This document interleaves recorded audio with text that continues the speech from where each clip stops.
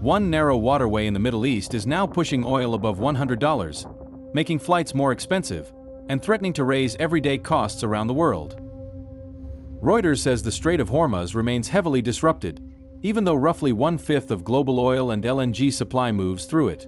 That is why Brent crude has climbed back above $100 a barrel.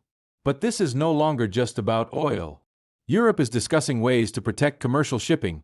Multiple vessels remain stuck in the area, and air freight costs have surged.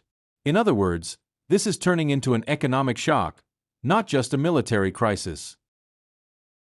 A narrow waterway in the Middle East is starting to shake the global economy. Reuters reports that Brent crude moved above $100 a barrel as markets confirmed the Strait of Hormuz remains heavily disrupted, not reopened as some had hoped. Goldman Sachs has now raised its average Brent forecast for March to above $100 a barrel. That means this is no longer just a regional war story. It is becoming a global economic shock. The reason is simple. Hormuz is not just another shipping lane. About one-fifth of the world's oil moves through it. When traffic there is squeezed, energy markets react immediately. And now the damage is no longer limited to oil charts. It is spreading into logistics, aviation, and global trade. Think about the transportation costs for all of the goods that we purchase. And so that's going to then get passed on to the price of the good. And so that is not just going to be higher prices at the pump, but it could be higher prices at the grocery store, could be higher furniture prices, pretty much any good that we buy, that's going to get passed on. Europe is now being forced to respond directly. Reuters says France is pushing a coalition plan with European, Asian, and Gulf partners to help protect commercial vessels through Hormuz when conditions allow. Italy denies any secret side deal with Iran, but the fact that Europe is even discussing merchant ship protection shows how serious this crisis has become. On the ground, Reuters says only one Turkish-owned ship has been allowed through Hormuz, while 14 others remain stuck in the area with 171 people on board.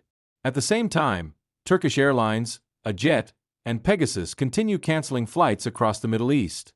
When a single waterway starts disrupting both ships and aircraft, the crisis has clearly moved beyond oil alone. Reuters also reports that air freight rates have jumped by as much as 70% on some routes. More than 100 container ships are stranded around Hormuz, and jet fuel prices have doubled since the conflict began. That matters because air cargo handles about one-third of global trade by value. In other words, if this crisis drags on, it could push up the cost of food, medicines, electronics, and other essential goods. And the impact is already hitting American consumers. Reuters says U.S. consumer sentiment in early March fell to 55.5 from 56.6 in February, while average gasoline prices have climbed more than 21% to $3.63 a gallon since the war began. In California, Reuters says average gasoline prices have already reached $5.42 a gallon, in Asia, and some analysts warn they could rise much further if disruptions continue. And it sits just to the south of Iran and just to the north of the UAE. And it's a critical point in the waterway because much of the world's energy, be it oil products. But there is one detail that matters if we want to stay factual. Reuters quotes U.S. Defense Secretary Pete Hegseth saying there is no clear evidence that Iran has mined the Strait of Hormuz, despite earlier speculation. That means markets right now are reacting not only to confirmed disruption, but also to fear about what may happen next. So today's story is no longer just Middle East news. It is about how one narrow choke point can shake oil prices, make flights more expensive, raise the cost of goods, and hit consumers from Europe to the United States. And the biggest question now is simple. Will more ships get through tomorrow, or is the world heading for an even bigger shock?